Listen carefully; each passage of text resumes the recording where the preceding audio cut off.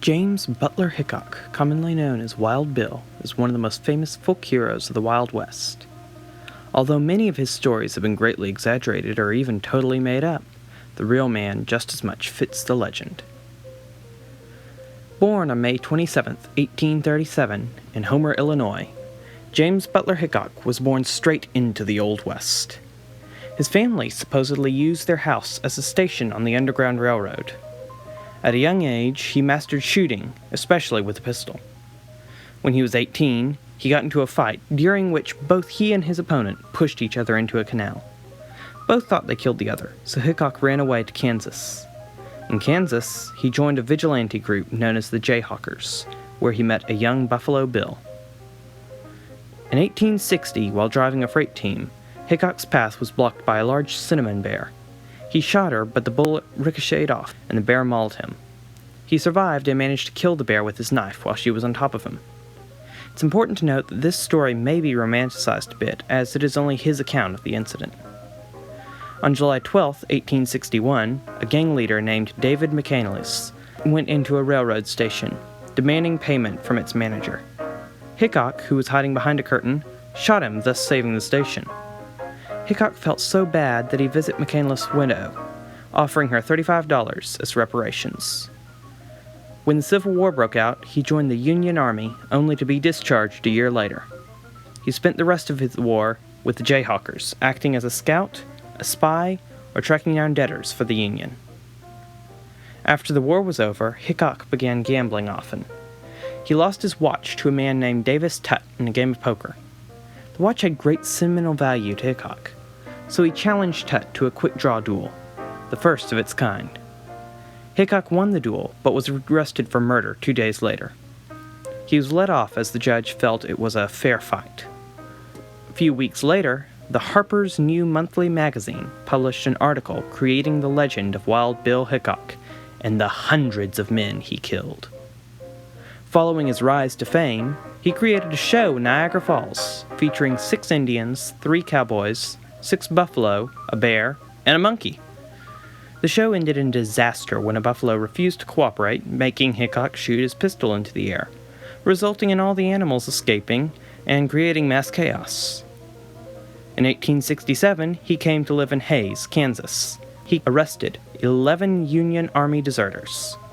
In 1869, he was elected sheriff and city marshal. The month after his election as sheriff, Hickok came into a confrontation with a town drunk. When he announced that he wanted to kill Hickok in the middle of town, Hickok warned the townspeople not to shoot him in the back, as he was drunk. When the man turned to see who was going to shoot him, he realized he had been tricked and was shot in the back of the head. After a few other standoffs, Hickok was not re-elected. In 1871, he went to Abilene, Kansas, where he became marshal there. In Abilene, he attempted to arrest the criminal John Wesley Hardin, but Hardin escaped. Phil Coe, a friend of Hardin's, later challenged Hickok to a duel. He supposedly tried to threaten Wild Bill, saying he could kill a crow on the wing, to which Hickok famously responded, "Did the crow have a pistol? Was he shooting back? I will be." On October 5th, Coe shot his pistol, claiming it to be at a stray dog. Hickok warned him he could be arrested for shooting in the town, and when the gun pointed towards him, he killed Coe. Hickok saw another man running towards him and shot him too, only later realizing that it was the deputy marshal coming to help him. On March 5th, 1876, James Hickok married Agnes Thatcher Lake. On August 1st, 1876, Wild Bill went to a saloon in the Dakota Territory, where he sat down to a game of poker. He played against Jack McCall and won quite a bit. He told McCall to quit, and he would pay for breakfast to help him with his losses. The following day, Hickok sat down to play poker again. While he usually sat with his back to the wall, this time he faced it. McCall came up behind Hickok and shot him in the head, point blank. In Hickok's hand were the infamous cards known as Dead Man's Hand. 2 black aces and 2 black eights. Hickok was buried in the town cemetery, and almost everyone there attended. Although he is known to have killed 6 or 7 men, Wild Bill Hickok is a greatly loved figure in the American Old West. He has been depicted in countless Western films since his death, and will forever live on as a staple of the spirit of the Wild West. If you enjoyed this video, be sure to like and subscribe. I'm Matthew, and I hope I'll see you next time.